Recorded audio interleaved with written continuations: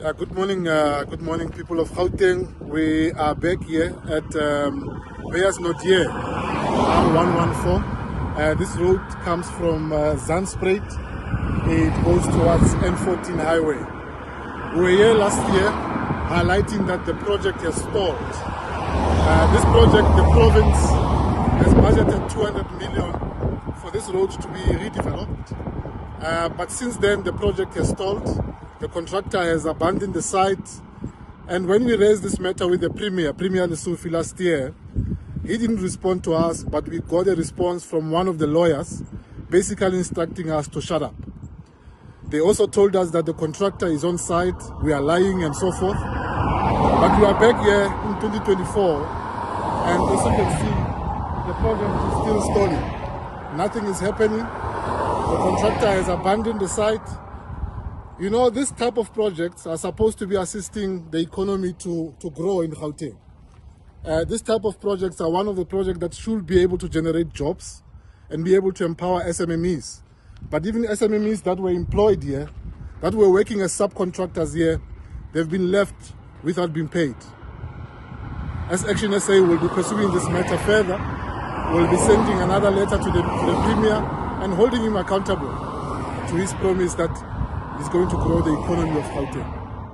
Okay, I'm going to try and call this contractor, JMK Civils, to ask them why they are not on site.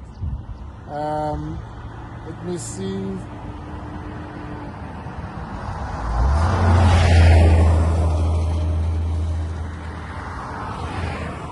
Yeah, let's ask them why they are not on site. Okay, the number doesn't exist.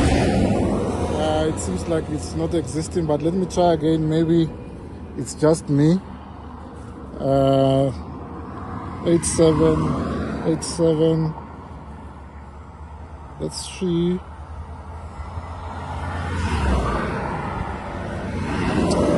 Number is not going through, so we don't know. We got a letter from one of the lawyers representing this contractor, and he basically told us that we are lying. The contractor is on site. That was last year. We are here again. As you can see, nothing is happening. People are being inconvenienced. Businesses are being inconvenienced. A lot of money is lost here. SMMEs that were supposed to work here, they've been abandoned as well. They've not been paid, as we are told. You see, this type of project should be creating jobs and should be creating economic growth for the city, growth for the province. But this type of contractors and the province are costing us quite a lot. So we're going to be following this matter up.